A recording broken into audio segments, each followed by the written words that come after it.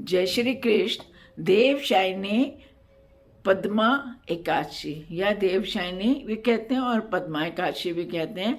आषाढ़ मास शुक्ल पक्ष, इसकी कथा अभी हम पढ़ेंगे। धनुर्धर अर्जुन बोले, हे भगवान, आषाढ़ मास की शुक्ल पक्ष की एकादशी का क्या व्रत है? उस दिन कौन से देवता की पूजा होती है? उसकी विधि क्या है? ये सब विस्तार पूर्वक कहिए। श्री कृष्ण भगवान बोले, हे अर्जुन, एक समय नारद जी ने ब्रह्मा जी से यही प्रश्न पूछा था। तब ब्रह्मा जी ने कहा कि नारद, तुमने कलयुग में प्राणी मात्र के उद्धार के लिए सबसे उत्तम प्रश्न किया है, क्योंकि एकादशी का व्रत सब व्रतों में श्रेष्ठ होता है। इसके व्रत से समस्त पाप नष्ट हो जाते हैं। इस एकादशी का नाम पद्मा एकादशी है। इसके व्रत करने से विष्णु भगवान प्रसन्न होते हैं। इस संदर्भ में मैं तुम्हें एक पौराणिक कथा कहता हूँ, ध्यान पूर्वक सुनो। मंधाता नाम का एक सूर्यवंशी राजा था। वह सत्यवादी, महान प्रतापी और चक्रवर्ती था। वह अपनी प्रजा का पालन संतान की तरह करता था।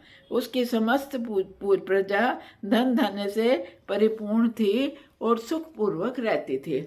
उसके राज्य में कभी अकाल नहीं पड़ता था, कभी किसी प्रकार का प्राकृतिक आपदा नहीं आती थी। किंतु ना जाने देव क्यों रुष्ट हो गए, राजा से क्या गलती हो गई कि एक बार उनके राज्य में अकाल पड़ गया और प्रजा अन्न की कमी के कारण अत्यंत दुखी रहने लगी। राज्य में यज्ञ होना बंद हो गया। एक दिन दुखी प्रजा राजा के पास जाकर प्रार्थना करने लगी, हे राजन, समस्त विश्व की सृष्टि का मुख्य कारण वर्षा है। इसी वर्षा के अभाव से राज्य में अकाल पड़ गया है और अकाल से प्रजा मर रही है। हे भूपति, आप कोई ऐसा उपाय कीजिए जिससे हम लोगों का दुख दूर हो। यदि शीघ्र ही अकाल से छुटकारा ना मिला तो विवश होकर प्रजा को किसी दूसरे राज्य में शरण लेनी पड़ेगी। इस पर राजा मंधाता बोला, आप लोग ठीक कह रहे हैं। वर्षा न होने से आप लोग बहुत दुखी हैं। राजा के पापों के कारण ही प्रजा दुख भोगती है, प्रजा को दुख भोगना पड़ता है। मैं कुछ सोच विचार कर रहा हूँ, फिर भी मुझे अपना कोई दोष दिखाई ही नहीं दे रहा है। आप लोगों के दुख को दूर करने के लिए मैं बहुत यत्न कर रहा हूँ, किंतु आप चिंतित ना हो, मैं इसका कुछ ना कुछ उपाय अवश्य करूँगा। आश्वासन पाकर प्रजाजन चले गए। राजा मंधाता भगवान की पूजा कर कुछ मुख्य व्यक्तियों को साथ लेकर वन को चल दिया। वहाँ वह ऋषियों के आश्रम में घूमते घूमते अंत में ब्रह्मा के पुत्र अंगिरा ऋषि के आश्रम में पहुँच गया। राजा रथ से उतरा और आश्रम में चला गया। वह मुनि अभी नित्य कर्म से निवृत्त हुए ही थे कि राजा ने उनके सम्मुख जाकर प्रणाम किया। मुनि ने उनको आशीर्वाद दिया और फिर पूछा, हे राजन, आप इस स्थान पर किस प्रयोजन से आए हैं, सो कहिए।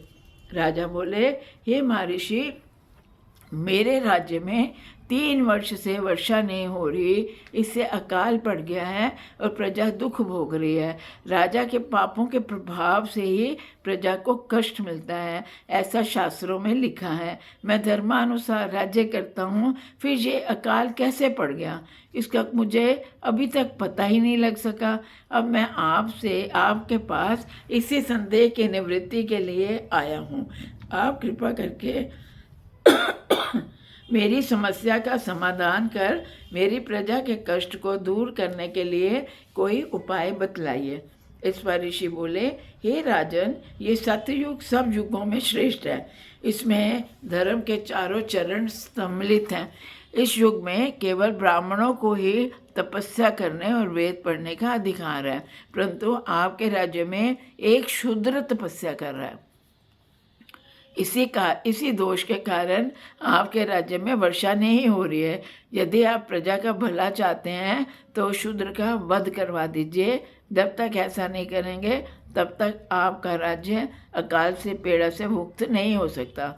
इस पर राजा बोले, हे मुनीश्वर, मैं उस निरपराध तपस्या करने वाले शूद्र को नहीं मार सकता, किसी निर्दोष मनुष्य की हत्या करना मेरे नियमों के विरुद्ध है। मैं, मेरी आत्मा इसे कभी भी किसी भी सूरत में स्वीकार नहीं करेगी। आप इस दोष से छूटने का कोई दूसरा उपाय बताइए। तब ऋषि बोले, हे राजन, यदि तुम ऐसा ही चाहते हो तो आषाढ़ मास के शुक्ल पक्ष की पद्मा एकादशी की व्रत विधि पूर्वक करो।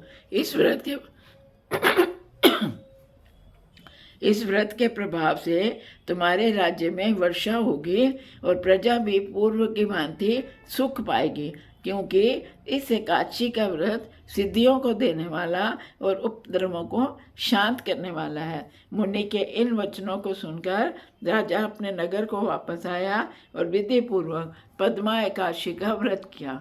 इस व्रत के प्रभाव से राज्य में वर्षा हुई और मनुष्यों को सुख पहुंचा।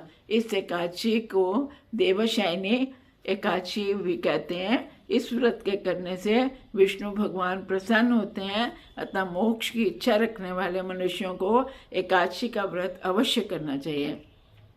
चातुर्मास व्रत की इसी एकादशी के व्रत से चातुर्मास व्रत इसी एकादशी के व्रत से शुरू किया जाता है। जय श्री कृष्ण। ये अब हम इस एकादशी का जो सार है, सारांश, देवशायनी पद्मा एकादशी का सार हम कथा के साथ ही पढ़ के सुना रहे हैं, क्योंकि अत्यंत छोटा है और अलग से नहीं पढ़ रहे। तो सुनिए इस कथा का, देवशायनी पद्मा एकादशी व्रत कथा का सार। अपनी किसी समस्या से छुटकारा पाने के लिए किसी दूसरे का अहित नहीं करना चाहिए। अपनी शक्ति से और भगवान पर पूरी श्रद्धा और आस्था रख के संतों के कथनानुसार सत्य कर्म करने से बड़ी बड़ी विपदाओं से छुटकारा मिल जाता है। जय श्री कृष्ण।